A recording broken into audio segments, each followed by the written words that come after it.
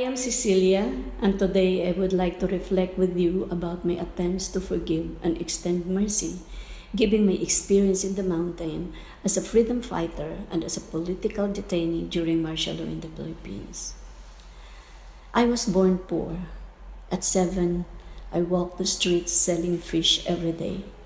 I also scavenged for food just to survive. I started in the revolutionary movement as a teenage catechist. I spent among poor communities telling of God's mercy in the Exodus as he said to Moses. I saw the affliction of my people and I have heard their cries. Set my peoples free. And freedom has a price. Marcos' dictatorship soon turned its eye to the Catholic Church because of its work for justice. Before I knew it, many were targets of the brutal military.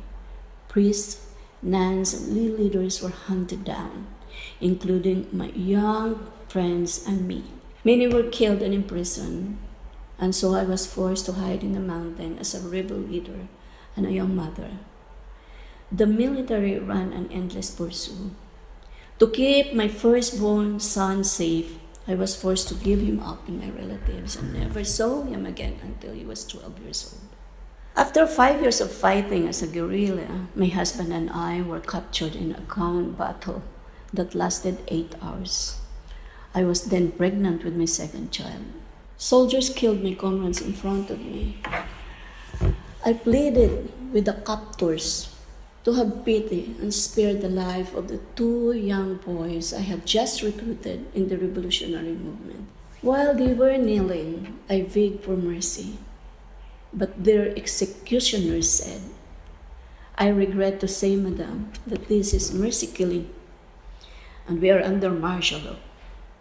Of course, I screamed at him that there's no mercy in killing, that it is human slaughter. We were taken away by a helicopter. I had a clear view of the fallen body of many of my comrades, and I wanted to jump out of desperation and guilt. Why was I alive? Military official took us to an interrogation room in their camp. An army officer tried to rape me despite of being 8 months pregnant. I fought back. Surprised, he let me go. After 2 days in prison, I gave birth to a son. I started my family while in prison, the last place I could imagine. We rotted in prison for 4 years.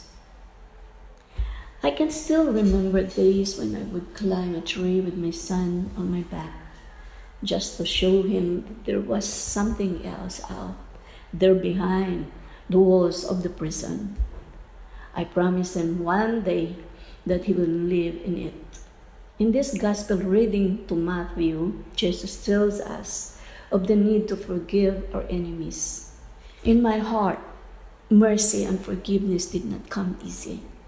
It took time to forgive the soldiers who shot in front of me, the young comrades begging for their lives. I still feel anger against our captors and interrogators in prison, and in general, the politicians who benefited during martial law and at the expense of human rights violation. Is swallowing what I endured and forgetting all the pains enough? I question myself.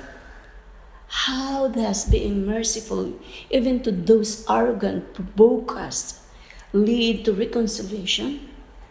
What is it that forgiving is so difficult? For many years, I have demanded that our tormentors pay back what you owe to us. After being freed by a peaceful people power revolution, I still felt as if I were in prison and I was never truly free.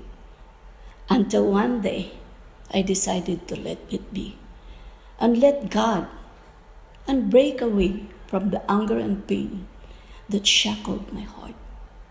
Dearly beloved and friends, we are all sinned and have fallen short in acknowledging the glory of God. The debt that we owe to God is like a mountain compared to the grain of sand that represent the debts of our fellow people against us. Yet, God forgive us our sins.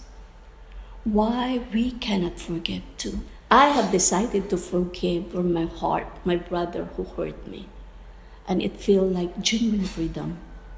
Mercy is the seed of courage to forgive my perpetrators and capture. I cannot just judge them by the wrongdoing. At the same time or the same way, I must not define my life in terms of suffering. One can never have courage to forgive without mercy.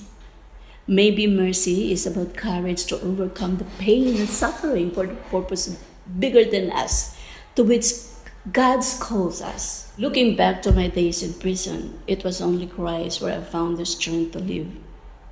When I remember my days as a rebel leader, it was still Christ and His promise of deliverance that gives me the courage to fight. Throughout my life, I was fought for one form of freedom to another. Christ was at the center. Brothers and sisters of different faith and race, today I have committed myself in freeing children who are exploited in brothels, cybersex dens, and forced labor situation for more than 25 years. I have focused on a mission to help victims of today and restore their hope for tomorrow. In their journey, I have witnessed transformational power of forgiveness again. I face the same dilemma of forgiving the heartless predators who made the girls' lives hell on earth. In Matthew 18:21, Peter approached Jesus and asked him, "Lord, if my brother sins against me, how often must I forgive? As many as 7 times? Jesus answered, "I say to you, not 7 times, but 77 times. 7 is a number indicating perfection, and in the case of Peter's proposal, 7 is synonymous with always. In the same spirit that I have seen victims forgive many times over, as many as they were sold and resold in prostitution. First, they have to forgive the customer who exploited them. Then, they have to forgive the trafficker who lured them with promises. They also have to forgive their parents who sold them and broke their trust. Only by experiencing unconditional love in our shelter, they begin to heal. Finally, as a leader in our organization, communities, and countries, what we can learn from these experiences? It is only when we can move by kindness and compassion that we let go of others who abuse our trust and expectation. As a leader, we can teach every generation to pardon iniquities, heal social ills, and redeem lives from destruction through the grace and mercy, not revenge, not selfishness, not fear. May God, who has the power and sovereignty over our lives, continue to bless us. Indeed, the Lord is kind and merciful, slow to anger, and rich on compassion. Amen.